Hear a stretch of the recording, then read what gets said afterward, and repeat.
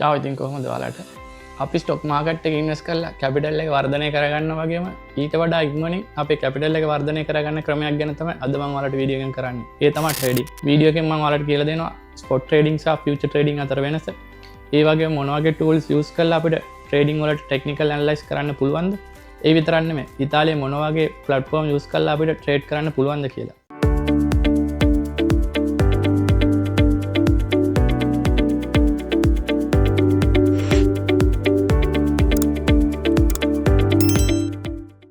හරි අපි දැන් බලමු මොකක්ද මේ ට්‍රේඩින් කියන්නේ කියලා. ට්‍රේඩින් කියන්නේ අපි මොකක් හරි ඇසෙට් එකක් අඩු ගානකට බයි කරලා වැඩි ගානකට ප්‍රොෆිට් එකක් තියලා සේල් කරලා කරන ගනුදෙනුවක්.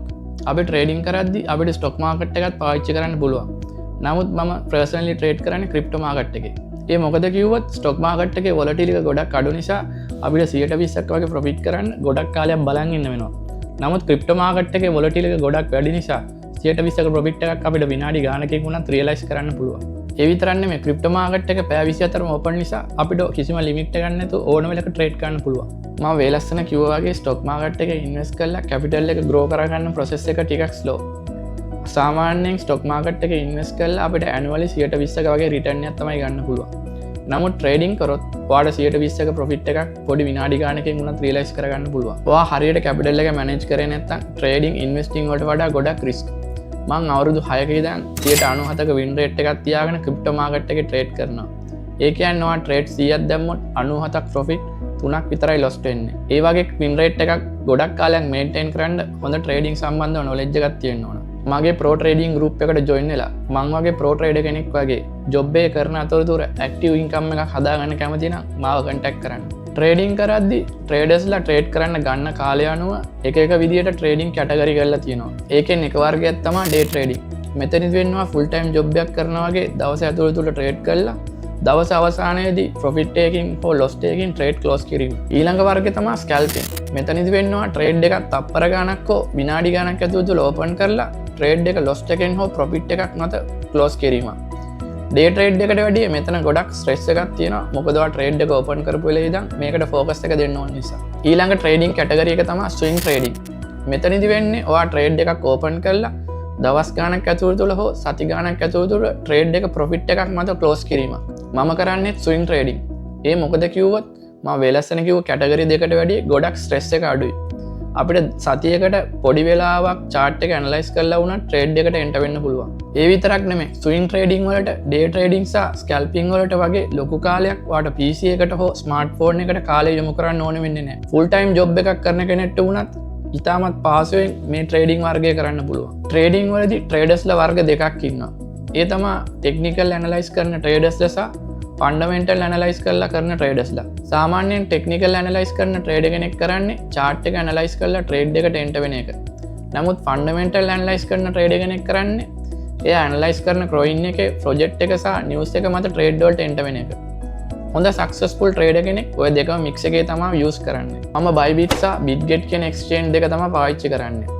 සාමාන්‍යයෙන් ලංකාවේ ෆියුචර් ට්‍රේඩ් කරන කෙනෙක් පාවිච්චි කරන්නේ Binance.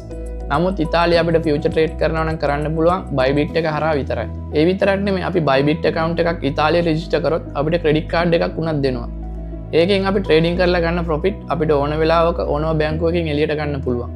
ඔන්න ඔය වගේ බෙනිෆිට්ස් තමයි Bybit exchange එකේ තියෙන්නේ.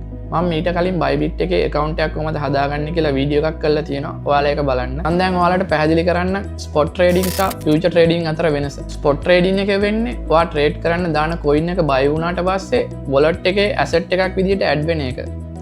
උදාහරණයකට ඔයා Bitcoin buy කරොත් ඔයාගේ wallet එකට Bitcoin add වෙනවා. ස්පොට් ට්‍රේඩින් එක ගැලපෙන්නේ ට්‍රේඩින් වල ආධුනිකයින්ට. ෆියුචර් ට්‍රේඩින් එකේදී ස්පොට් ට්‍රේඩින් එකේ වගේ asset එකක් buy කරන වෙනුවට ඔයා exchange එකේ තියෙන contract එකක් තමයි trade එකෙන් open කරන්නේ. coin එක උඩට යද්දී ඔයා trade එක long කරනවා. coin එක යටට යද්දී ඔයා trade එක short කරනවා. ඔන්න ඔයගේ දෙයක් තමයි ෆියුචර් ට්‍රේඩින් එකේ වෙන්නේ. සාමාන්‍යයෙන් ස්පොට් ට්‍රේඩින් එකේදී coin එක උඩට ගියොත් sell කරලා තමයි ඔයාට profit කරන්න පුළුවන්. නමුත් ෆියුචර් ට්‍රේඩ් වලදී coin එක යටට යද්දී වුණත් ඔයාට ට්‍රේඩ් එක ඕපන් කරලා ප්‍රොෆිට් කරන්න පුළුවන්. ඒ විතරක් නෙමෙයි. ඔයා ෆියුචර් ට්‍රේඩ් කරද්දී ඔයාට ලෙවරේජ් එක යූස් කරලා වුණත් ට්‍රේඩ් කරන්න පුළුවන්. ඒ කියන්නේ ඔයා Bybit exchange එකෙන් ලෝන් එකක් අරන් ඔයාලා ට්‍රේඩ් එකට එන්ටර් වෙන්න පුළුවන්. ඒක මම තව විදිහකට පැහැදිලි කරොත් හිතන්න ඔයා ගාව ඩොලර් 100ක් තියෙනවා කියලා. ඔයා 2x ලෙවරේජ් කරොත් ඔයාට ඩොලර් 100ක් Bybit exchange එකෙන් ණයට අරගෙන ඔයාලට ඩොලර් 200ක ට්‍රේඩ් එකක් ඕපන් කරන්න පුළුවන්. ට්‍රේඩ් එක ක්ලෝස් කරද්දී ඔයා ඩොලර් 100 බයිබිට් එක්ස්චේන්ජ් එකට ආපහු දීලා ඉතුරු සල්ලි ටික ඔයාලට ප්‍රොෆිට් කරන්න පුළුවන්. ෆියුචර් ට්‍රේඩ් එකේ තියෙන රිස්ක් එක තමයි ඔයා ඕපන් කරන ට්‍රේඩ් එක විරුද්ධ පැත්තට ගියොත් ලොස්ට් වෙන එක. නමුත් ස්පොට් ට්‍රේඩ් එකේ කොයින් එක කොච්චර යටට ගියත් කවදා හරි කොයින් එක රිකවර් වුණාට පස්සේ ඔයාට සේල් කරලා ප්‍රොෆිට් එකකට යන්න පුළුවන්. ෆියුචර් ට්‍රේඩ් එකේ තියෙන වාසිය තමයි මාකට් එකක් ක්‍රෑෂ් වෙද්දී. ඒ කියන්නේ කොයින් එක ඩවුන් වෙද්දී වුණත් අපිට ෂෝට් ට්‍රේඩ් එකක් ඕපන් කරලා ට්‍රේඩ් එකෙන් ප්‍රොෆිට් ගන්න පුළුවන්. මම ඔයාලට ප්‍රැක්ටිකලි පෙන්නන්න මොන වගේ ටූල්ස් ද මම ට්‍රේඩ් කරන්න පාවිච්චි කරන්නේ සහ කොහොමද ට්‍රේඩ් එකක් ඕපන් කරන්න කියලා. අපි ට්‍රේඩින් කරද්දී වැදගත්ම වෙන ටූල් එකක් තමයි ට්‍රේඩින් view app එක. මම app එක කොහොමද ඩවුන්ලෝඩ් කරලා ඉන්ස්ටෝල් කරන්න කියලා ඔයාලට වීඩියෝ එකක් කරලා තියෙනවා. ඔයාලා එක බලන්න. හරි app එක ඉන්ස්ටෝල් කරාට පස්සේ මෙතන තියෙන symbol research එක උඩ ක්ලික් කරන්න. මම ඔයාලට පෙන්නන්නම් කොහොමද Bitcoin chart එක ඇනලයිස් කරන්න ගන්න කියලා. මෙතන තියෙන ක්‍රිප්ටෝ කියන එක සිලෙක්ට් කරලා BTC USDT කියලා ටයිප් කරන්න. මෙතනින් වෙන්නේ ඔයා ට්‍රේඩ් කරන්න USDT කියන ස්ටේබල් කොයින් එක යූස් කරලා USDT දීලා තමයි ඔයා Bitcoin buy කරන්නේ. ඒකේ chart එක තමයි දැන් ඇනලයිස් කරන්න ගන්නේ. USDT කියන්නේ US ඩොලර් එක ට්‍රැක් කරලා හදපු ස්ටේබල් ක්‍රිප්ටෝ කරන්සි එක. ස්ටේබල් කොයින් එකක් කියන්නේ USDT කොයින් එක Bitcoin එක වගේ ලොකුවට වොලටිලිටි එක නැති හැමතිස්සෙම ඩොලර් වලට සාපේක්ෂව අගයක් තමයි තියෙන්නේ. සාමාන්‍යයෙන් අපි ට්‍රේඩින් කරද්දී USDT දීලා තමයි කොයින් buy කරන්නේ. අපිට පස්සේ ප්‍රොෆිට් හම්බෙන්නේ USDT වලින්. මම දැන් පෙන්නන්නම් කොහොමද අපි Bitcoin වල ට්‍රේඩ් කරන්න කියලා. මේ දකුණු පැත්තේ තියෙන්නේ ක්‍රිප්ටෝ එක්ස්චේන්ජ් වල BTC USDT chart එක. උදාහරණයකට Binance, Bitget වගේ. මම දාගන්නවා Bybit එකේ Bitcoin USDT chart එක. අපි දැන් ඉන්නේ daily time frame එකේ. අපිට chart analyze කරද්දී එක එක time frame දාගෙන chart analyze කරන්න පුළුවන්. මම වෙලස්සන ඔයාලට කිව්වා වගේ day trading කරද්දී 1 hour 15 minutes 30 minutes වගේ chart දාගෙන තමයි analyze කරන්නේ. සාමාන්‍යයෙන් swing trader කෙනෙක් trade කරන්නේ 4 hour 1 day weekly වගේ time frame දාගෙන. මේ කොළ පාටින් සහ රතු පාටින් තියෙන්නේ පැයක් ඇතුළත තුල market එකේ trade වෙද්දී හැදිච්ච candle. කොළ candle වලට කියන්නේ buy candle සහ රතු candle වලට කියන්නේ sell candle. අද වීඩියෝ එකේ මම ලොකුවට details කතා කරන්නේ මොනවාද candle වර්ග, chart pattern සහ support and resistance කියලා. එහෙම වුණොත් මේ වීඩියෝ එක තවත් දිග වෙන නිසා මම ඉදිරියට ඔයාලට වීඩියෝ කරන්නම් කොහොමද technical analyze කරන්න කියලා. මම ඔයාලට දැන් පෙන්නන්නම් කොහොමද indicator එකක් add කරගන්නේ chart analyze කරන්න. මුලින්ම indicators කියන එක උඩ click කරලා search එකේ type කරන්න RSI කියලා. ඊට පස්සේ මෙන්න මේ වගේ indicator එකක් තමයි එන්නේ. RSI indicator එක මම ගොඩක්ම use කරන tool එකක්. ඒ මොකද කිව්වොත් අපිට market එකේ ඉදිරියට මොකද්ද වෙන්නේ කියලා යම් කිසි විදිහකට idea එකක් ගන්න පුළුවන් indicator එකක්. හරි එහෙනම් ඊළඟ videos වලින් මම ඔයාලට පෙන්නන්නම් කොහොමද spot trading සහ future trading open කරන්න කියලා. හරි මම දැන් කතා කරන්නම් trading වලදී ආධුනිකයින් කරන වැරදි ටික.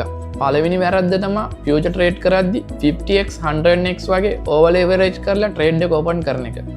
exchange එකෙන් අපිට 100x වගේ option දුන්නත් අපි ඒව ගොඩක් ස්මාර්ට් විදිහට තමයි පාවිච්චි කරන්න ඕනේ. තව වැරද්දක් තමයි ස්ටොප් ලොස් එකක් නැතුව ට්‍රේඩ් එකට එන්ටර් වෙන එක. ඒ විතරක් නෙමෙයි. කොයින් එක ගොඩක් අප් ට්‍රෙන්ඩ් එකක් ගිහිලා තියෙද්දි සල්ලි වලට තියෙන කෑදරකමට ට්‍රේඩ් එකට එන්ටර් වෙලා ලොස් වෙන එක. ට්‍රේඩින් වලින් සක්සස් වෙන්න නම් ඔයා මුලින්ම කරන්න ඕනේ රිස්ක් මැනේජ්මන්ට් ස්ටඩි කරන එක. ඔයා ටෙක්නිකල් ඇනලයිස් වල කොච්චර එක්ස්පර්ට් කෙනෙක් වෙලා හිටියත් වැඩක් නැහැ. එක ට්‍රේඩ් එකට ඔයාගේ මුළු කැපිටල් එකම දාලා එන්ටර් වුණා. ඔයා 90%ක් රිස්ක් මැනේජ්මන්ට් වලට දෙන්න ඕන. ඉතුරු 10% තමයි ටෙක්නිකල් ඇනලයිස් වලට දෙන්න ඕනේ. ඔයා ට්‍රේඩින් වලට අලුත් කෙනෙක් නම් එක්ස්චේන්ජ් වල තියෙන ඩෙමෝ account වලින් ප්‍රැක්ටිස් කරලා තමයි රියල් මනි දාලා ට්‍රේඩ් කරන්න පටන් ගන්න ඕනේ. ට්‍රේඩ් කරද්දී හොඳ ප්ලෑන් එකක් ඇතුව තමයි ට්‍රේඩ් වලට එන්ටර් වෙන්න ඕනේ. ඒ කියන්නේ ඔයා ඕපන් කරන ට්‍රේඩ් එක ප්‍රොෆිට් එකට හෝ ලොස් එකට යන පැති දෙක ගැනම හිතලා. මම හිතනවා ට්‍රේඩින් සම්බන්ධව හොඳ බේසික් නොලෙජ් එකක් අද වීඩියෝ එකෙන් ඔයාලට හම්බෙන්නේ ඇති කියලා. ඔයාලට මොන හරි ප්‍රශ්න තියෙනවා නම් වීඩියෝ එක යටින් කමෙන්ට් එකක් දාන්න. මම ඔයාලගේ හැම ප්‍රශ්නයකටම රිප්ලයි කරනවා. ඒ විතරක් නෙමෙයි යටින් කමෙන්ට් එකක් දාන්න. ඉදිරියට මම මගේ මේ channel එකෙන් මොන වගේ videos ද ඔයාලට කරන්න ඕනේ කියලා. තව මට ඔයාලට යමක් කියන්න ඕන. මම අලුතෙන් 100 million secret website එක open කරා. ඒකේ blog section එකේ ඉදිරියට මම trading සහ investing සම්බන්ධව articles ලියනවා. ඔයාලා ඒ සම්බන්ධව interest නම් ඒ සඳහා touch එකේ ඉන්න. එහෙනම් ඊළඟ වීඩියෝ එකෙන් අපි නැවත හමු වෙනකම්. ciao alla prossima.